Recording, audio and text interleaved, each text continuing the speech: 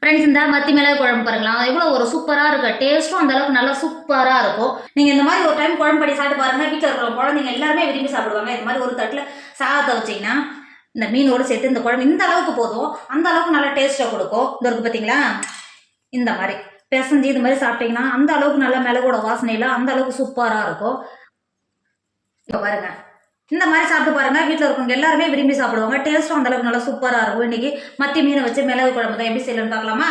Hi friends, welcome to Kerala சமையல். கேரளா சமையலில் மத்தி மிளகு மீன் குழம்பு தான் பண்ண போகிறோம். வாங்க எப்படி செய்யலாம்னு பார்க்கலாம். மத்தி மீன் குழம்பு பண்ணுறதுக்கு நான் 6 கிலோ மத்தி மீன் எடுத்திருக்கேன்.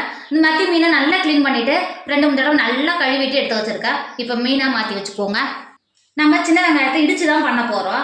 அதுக்கு நம்ம இஞ்சி பூண்டெல்லாம் இடிப்போம் பார்த்தீங்களா, அந்த கல்லை தான் வச்சுருக்கேன். இப்போ நம்ம எடுத்து வச்சுருக்கிற 1/4 கப்பு சின்ன வெங்காயத்தை தோல் நீக்கிட்டு எடுத்து வச்சுருக்கேன். சின்ன வெங்காயத்தை உள்ள சேர்த்துக்கோங்க. கொஞ்சம் கொஞ்சமாக சேர்த்துட்டு நம்ம இது மாதிரி இடித்து எடுத்துக்கோங்க.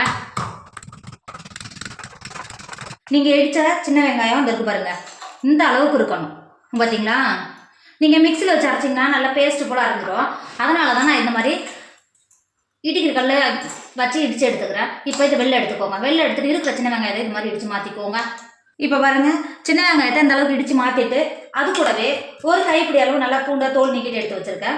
இப்போ இந்த உரலுக்குள்ளே சேர்த்துக்கோங்க. சேர்த்துட்டு அதே மாதிரி எப்படி சின்ன வெங்காயத்தை இடிச்சிங்களோ அதே மாதிரி இடித்து எடுத்துக்கோங்க. நம்ம இடித்து எடுத்தது இந்த அளவுக்கு இருக்கணும். இந்த இருக்கு பார்த்தீங்களா, இந்த அளவுக்கு இருக்கணும். இப்போ நம்ம இடித்த பூண்டையும் மாற்றிக்கோங்க. மாற்றி கொடுத்துட்டு அது கூடவே ஒரு துண்டு இஞ்சி எடுத்துருக்கேன். இஞ்சியும் இதே மாதிரி தட்டி எடுத்துக்கோங்க. நம்ம தட்டி எடுத்த இஞ்சி இந்த அளவுக்கு இருக்கணும். இந்த இருக்குது பார்த்தீங்களா, இந்த அளவுக்கு இருக்கணும். இப்போ இஞ்சியும் மாற்றி வச்சுக்கோங்க. இந்த மாதிரி நீங்கள் தட்டி குழம்பு பண்ணும்போது இதோட டேஸ்ட் அந்த அளவுக்கு நல்லா சூப்பராக இருக்கும். கண்டிப்பாக நீங்கள் இந்த மாதிரி ஒரு வாட்டி குழம்பு பண்ணி பாருங்கள். வீட்டில் இருக்கிறவங்க எல்லாருமே விரும்பி சாப்பிடுவாங்க. இப்போ மாற்றி வச்சுக்கோங்க. மீன் குழம்பு பண்ணுறதுக்கு அடுப்பில் ஒரு மண்சட்டி வச்சுருக்கேன். நான் 2 டேபிள் ஸ்பூன் தேங்காய் எண்ணெய் சேர்த்துக்கிறேன். தேங்காய் எண்ணெய் நல்லா உருக்கி நல்லா கெட்டியாக இருக்குது. தேங்காய் எண்ணெய் சேர்த்து பண்ணும்போது இதோட டேஸ்ட் அந்தளவுக்கு நல்லா சூப்பராக இருக்கும். தேங்காய் எண்ணெய் சேர்த்து கொடுத்துக்கோங்க. இப்போ பாருங்க, எண்ணெய் சேர்த்து எண்ணெய் நல்லா சூடாயிடுச்சு. 1/2 டேபிள் ஸ்பூன் கடுகு சேர்த்துக்கோங்க. 1/2 டேபிள் ஸ்பூன் வெந்தயம் சேர்த்துக்கோங்க.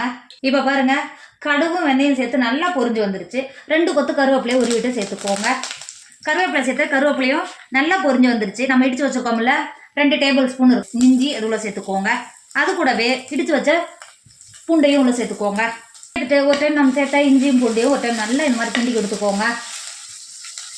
கிண்டி கொடுத்துட்டு வதங்கணும்னு அவசியம் கிடையாது. நம்ம ஏற்கனவே உரலில் போட்டு தட்டி எடுத்து வச்சுக்கோம்ல, சின்ன வெங்காயத்தையும் இல்லை உள்ள சேர்த்துக்கோங்க. சின்ன வெங்காயத்தையும் சேர்த்து கொடுத்துட்டு அது கூடவே 1 டேபிள் ஸ்பூன் வெங்காயம் வதங்கிறதுக்கு உப்பு சேர்த்துக்கோங்க. சட்டுன்னு வதங்கி வரும். சேர்த்து கொடுத்துக்கோங்க. சேர்த்துட்டு வெங்காயத்தை ஒரு 10 நிமிஷத்துக்கு வதக்கிக்கோங்க. பாருங்க, வெங்காயம் ஒரு 10 நிமிஷம் வதங்கி வந்திருக்கு. இந்த அளவுக்கு வதங்கினாவே போதும். இப்போ இந்த ஸ்டேஜில் ஒரு பெரிய சைஸ் தக்காளியை நல்லா பழுத்த தக்காளியை பொடியாக கட் பண்ணி வச்சிருக்கேன். இப்போ உள்ள சேர்த்து கொடுத்துக்கோங்க. சேர்த்துட்டு நம்ம வெங்காயத்தை கூடயே தக்காளியை நல்லா வதக்கிக்கோங்க. நல்லா இப்போ பாருங்க, நம்ம சேர்த்த வெங்காயம் தக்காளி எல்லாம் எந்த அளவுக்கு நல்லா வதங்கி வந்திருக்கு பார்த்தீங்களா, அங்கே பாருங்க. இப்போ இந்த ஸ்டேஜில் நம்ம மசாலாலாம் சேர்த்துக்கலாம். ஸ்டேஜில் 2 டேபிள் ஸ்பூன் மல்லித்தூள் சேர்த்துக்கோங்க. அது கூடவே 1/2 டேபிள் ஸ்பூன் காஷ்மீர் மிளகாத்தூள் சேர்த்துக்கோங்க. காஷ்மீர் மிளகாத்தூள் சேர்த்து கொடுத்துரு. அது கூடவே 2 டேபிள் ஸ்பூன் மிளகுத்தூள் சேர்த்துக்கோங்க. அந்த அளவுக்கு டேஸ்ட் சூப்பராக இருக்கும். இந்த மாதிரி நீங்கள் மிளகுத்தூள் சேர்க்கும் போது சேர்த்து கொடுத்துக்கோங்க. சேர்த்து கொடுத்துட்டு நம்ம சேர்த்த மசாலாவோட பச்சை வாடை போகிறதுக்கு ஒரு 10 நிமிஷத்துக்கு வதக்கிக்கோங்க. இப்போ பாருங்க, நம்ம சேர்த்த மசாலாவோட பச்சை வடையெல்லாம் போய் நல்லா வதங்கி வந்திருக்கு. இப்போ இந்த ஸ்டேஜில் அரநெல்லிக்காய் சைஸ் புளியை ஒரு 10 நிமிஷத்துக்கு முன்னாடியே தண்ணியில் ஊற வச்சு எடுத்து வச்சிருக்கா. இப்போ உள்ள சேர்த்துக்கோங்க. சேர்த்துட்டு ஒரு டைம் நல்லா கிண்டி கொடுத்துக்கோங்க. நம்ம அதிகமாக மிளகுத்தூள் சேர்த்ததுனால இந்த அளவுக்கு தான் இருக்கும். ஆனால் டேஸ்ட் பார்த்தீங்கன்னா அந்த அளவுக்கு நல்லா சூப்பராக இருக்கும். எனக்கு ரொம்ப ரொம்ப பிடிக்கும். ஒரு டைம் நல்லா கிண்டி கொடுத்துக்கோங்க. நம்ம 1 டேபிள் ஸ்பூன் மட்டும்தான் உப்பு சேர்த்துக்கிறோம். ஒரு 1/2 டேபிள் ஸ்பூன் உப்பு சேர்த்துக்கோங்க. கரெக்டாக இருக்கும். உங்கள் டேஸ்ட்டுக்கு அனுசரித்து உப்பு சேர்த்துக்கோங்க. உப்பு சேர்த்துட்டு ஒரு டைம் நல்லா கிண்டி கொடுத்துக்கோங்க. இந்த அளவுக்கு நல்லா கிண்டி கொடுத்துட்டு நம்ம ஏற்கனவே கழுவி மாற்றி வச்சுருக்கோம்ல, மீனை உள்ள சேர்த்துக்கோங்க. கொதிக்கணும்னு அவசியம் கிடையாது. மீனை உள்ள சேர்த்துக்கோங்க. மீனை இது மாதிரி சேர்த்து கொடுத்துட்டு ஒரு ஸ்பூன் வச்சு இந்த மாதிரி நம்ம சேர்த்த மசாலாவோட மீனை உள்ள இறக்கி வச்சுக்கோங்க. இந்த மாதிரி இறக்கி சேர்க்கும்போது நல்லா மீனில் மசாலா பிடிச்சி நல்லா வெந்து வரும்.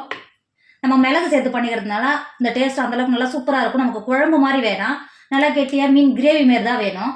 இந்த மாதிரி சேர்த்து கொடுத்துட்டு மூடி போட்டு மூடி நல்லா குழம்பு கொதிச்சு மீன் நல்லா வெந்து வர வரைக்கும் வேக விடுங்க. இப்போ பாருங்க, மீன் எந்த அளவுக்கு நல்லா வெந்து நம்ம சேர்த்த மசாலாவோட பச்சை வடை போய் எந்த அளவுக்கு நல்லா சூப்பராக வெந்து வந்திருக்கு பார்த்தீங்களா. இப்போ லாஸ்ட்டாக இந்த மாதிரி ஒரு கொத்து கருவேப்பிலையை உள்ளே உருவி சேர்த்துக்கோங்க. இதோட வாசனை அந்தளவுக்கு நல்லா சூப்பராக இருக்கும். சேர்த்து கொடுத்துக்கோங்க. சேர்த்து கொடுத்துட்டு இறக்கிக்கோங்க.